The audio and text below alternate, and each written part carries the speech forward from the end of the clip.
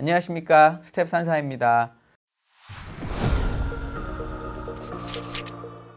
2025년 전망 두 번째 시간인데요. 오늘은 미국의 조정이 다른 지역으로 어떻게 전이될 수 있는지 주식시장 비중을 가지고 제가 좀 얘기를 해보려고 하고요. 그리고 핵심적인 도대체 중국이 지금 왜 부양책을 써야 되는지 이야기를 해보도록 하겠습니다. 사실 중국 부양책이 뭐가 나오는지는 저는 지금 별로 중요하지 않다고 봐요.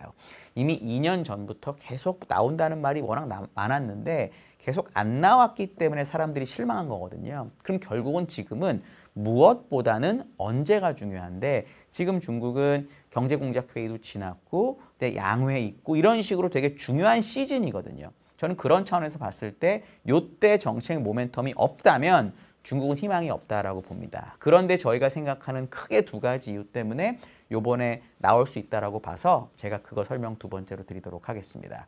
첫 번째는 이런 겁니다. 그러니까 미국이 일단 어느 정도 조정을 받고 다른 데가 올라간다는 얘기를 드리면, 미국 빠지는데 다른 데가 될 수 있나요? 라고 많이 물어보세요. 당연히 맞는 말이죠. 특히 미국이 뭔가 큰 문제가 생겨서 빠지면 오히려 미국보다 다른 데가 더 빠집니다. 2008년의 리만 사태는 미국이 문제였는데 다른 데도 정말 그거 못지않게 박살이 났었거든요. 그런데 이번은 지난 시간에 얘기 드린 것처럼 순이익률, 밸류에이션, 배당 이런 부분에 의해서 미국이 조정을 받는, 올해 7월이든지 4월이든지 작년 8, 9, 10월이든지 이런 거랑 똑같기 때문에 충분히 가능하다고 말씀을 드렸어요.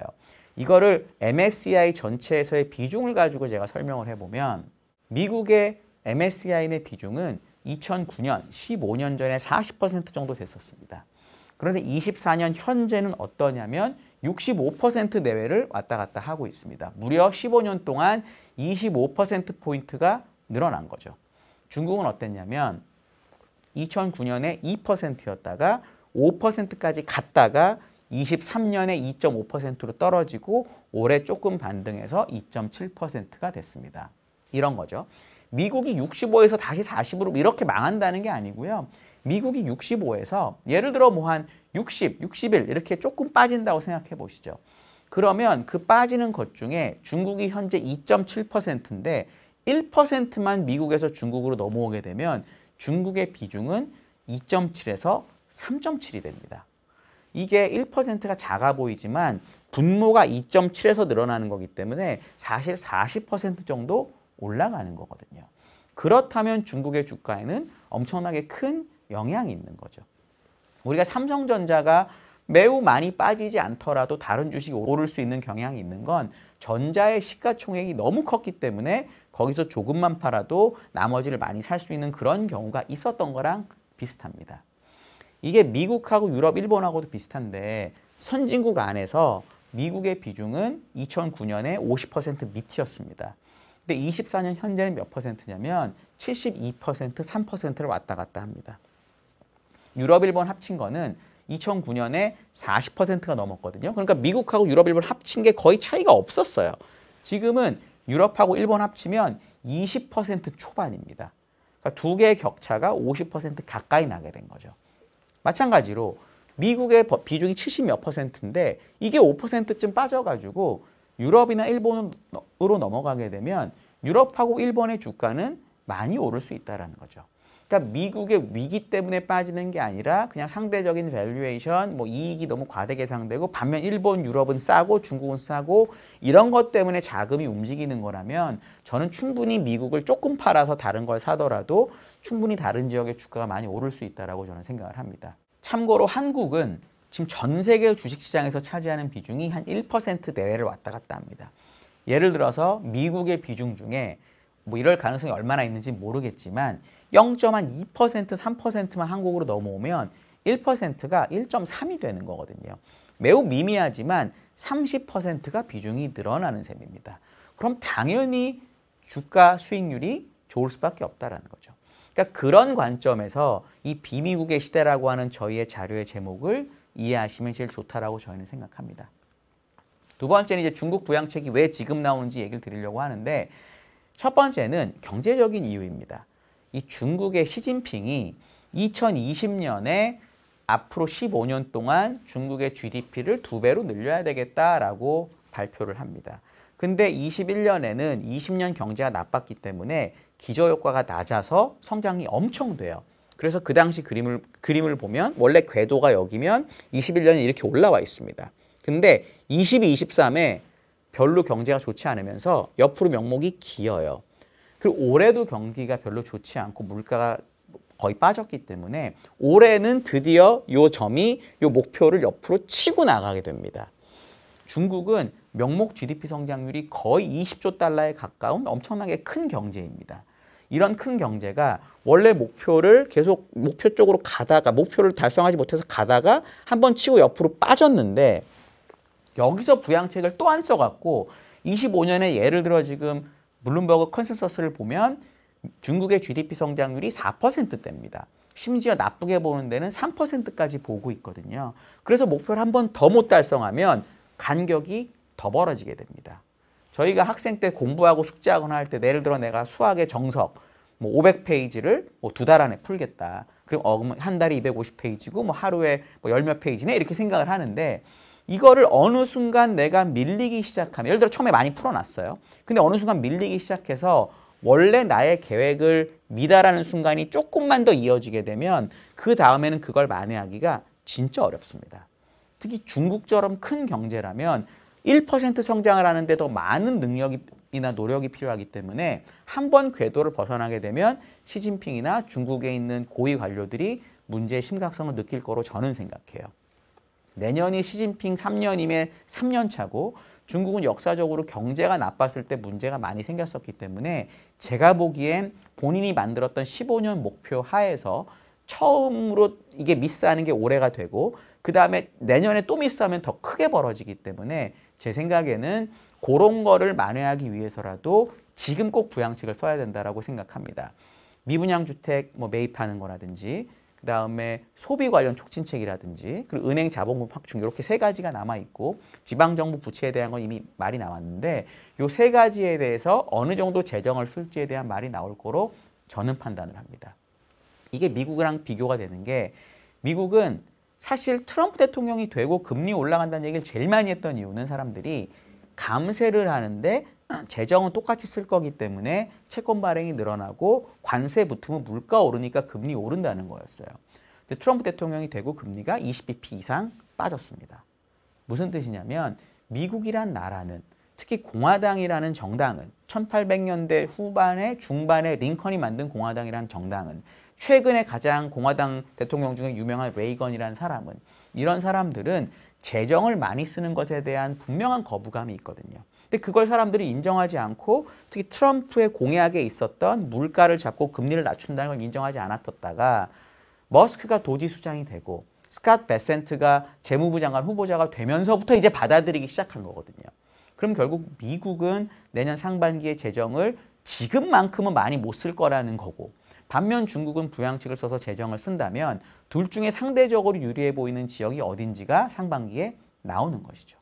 유럽도 라가르드 총리가 확실히 얘기했지만 경제나 물가나 하방 압력이 크다. 그래서 물가 우리 내리겠다.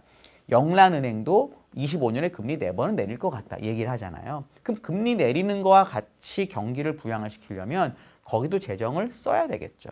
물론 이제 ECB는 나라들이 모여있기 때문에 재정을 마음껏 쓰지는 못하지만 뭐 각 나라별로 쓰는 거니까요. 어찌됐든 간에 재정을 지금껏 열심히 썼던 미국, 재정을 안 썼던 중국, 뭐 다른 나라들하고 내년은 모양이 바뀔 수가 있다는 거죠. 그렇기 때문에 아까 그 중국의 GDP 목표와 재정의 방향을 보게 되면 지금 부양책이 나오는 게 가장 합리적이다라고 저는 판단을 합니다. 두 번째 이유는 약간 정치적이고 사회적인 부분이 있습니다.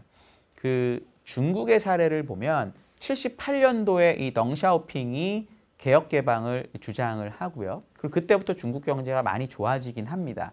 그런데 1989년에 천안문 사태가 터집니다. 천안문 사태가 터지는데 그때 중국의 물가 상승률이 18%나 됐습니다.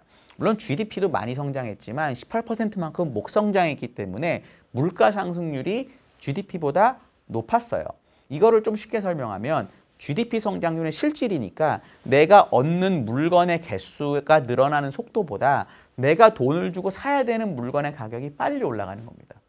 이걸 좋아할 사람은 없는 거죠. 특히 그게 1989년에 급값까지 올라갑니다.